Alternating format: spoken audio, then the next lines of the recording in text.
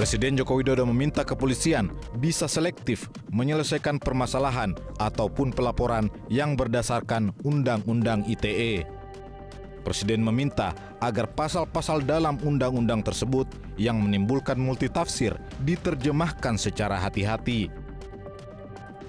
Sikap Presiden muncul setelah melihat adanya sejumlah warga negara yang saling lapor ke polisi dengan menggunakan Undang-Undang ITE sebagai salah satu rujukan hukumnya. Saya paham Undang-Undang ITE ini semangatnya adalah untuk menjaga ruang digital Indonesia agar bersih, agar sehat, agar beretika, dan agar bisa dimanfaatkan secara produktif. Tetapi implementasinya, pelaksanaannya, jangan justru menimbulkan rasa ketidakadilan. Oleh karena itu, saya minta kepada Kapolri agar jajarannya lebih selektif. Sekali lagi, lebih selektif mensikapi dan menerima pelaporan pelanggaran Undang-Undang ITE. Hati-hati, pasal-pasal yang bisa menimbulkan multitafsir harus diterjemahkan secara hati-hati. Kapolri Jenderal Polisi Listio Sigit Prabowo mengakui telah menerima mandat dari Presiden terkait penerapan Undang-Undang ITE. Sebab penerapan Undang-Undang ITE dianggap sudah tidak sehat. Tolong dibuatkan semacam STR atau petunjuk untuk kemudian ini bisa dijadikan pegangan bagi para penyidik pada saat menerima laporan. Bila perlu terhadap laporan tertentu yang bersifat delik aduan, ya yang lapor harus korbannya. Tolong ini dikerjasamakan dengan Menkominfo sehingga kemudian setiap ada konten-konten yang seperti itu virtual police muncul sebelum nanti cyber police yang turun. Jadi virtual police-nya dulu yang turun untuk memberikan edukasi. Saya kira ini juga bisa dengan melibatkan influencer. Kapolri juga berpendapat penyelesaian perkara yang menggunakan Undang-Undang ITE harus mengedepankan mediasi antara pelapor dan terlapor.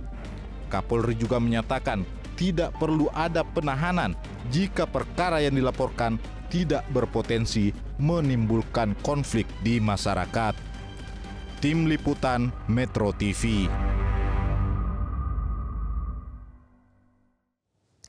Pemirsa, wacana revisi Undang-Undang ITE bergulir pasca Presiden Joko Widodo menyoroti makin banyak masyarakat yang saling lapor. Meski begitu, jauh sebelumnya Mahkamah Konstitusi pernah 2 kali mengadili pasal larangan ujaran kebencian di Undang-Undang ITE dan menolak gugatan tersebut.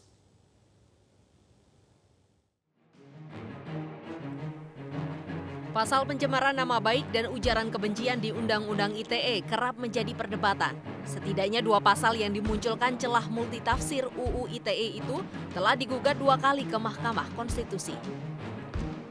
Yang pertama di tahun 2013, pengacara Farhad Abbas menggugat ke MK atas pasal 28 ayat 2 UU ITE karena menjadi tersangka setelah mencuit di akun Twitternya yang mempersoalkan Ahok. Namun MK menolak permohonan pemohon untuk seluruhnya. MK menilai pasal yang digugat adalah untuk melindungi kebinekaan Indonesia dan dapat mengikis persatuan Indonesia. Ketentuan pasal 28 ayat 2 UU ITE justru bersesuaian dengan perlindungan, kehormatan bangsa Indonesia, paralel dengan prinsip keadilan sosial. Tak hanya itu, bahkan tidak ada agama yang membenarkan penyebaran kebencian sesuai dengan kemanusiaan yang adil dan beradab. Pasal yang sama belakangan ini juga digugat oleh politisi Gerindra Habibur Rahman dan Asma Dewi di tahun 2017 yang menilai berpotensi dijadikan alat untuk mengkriminalisasi dan mengeluarkan pendapat. Namun kembali lagi, gugatan itu ditolak 9 hakim konstitusi yang diketok pada 28 Maret 2018. MK berpendapat kekhawatiran pemohon tidak beralasan menurut hukum. Sebab hukum khususnya hukum pidana diciptakan bukan untuk melindungi sifat maupun tindakan atau perbuatan jahat. Tim Liputan Metro TV.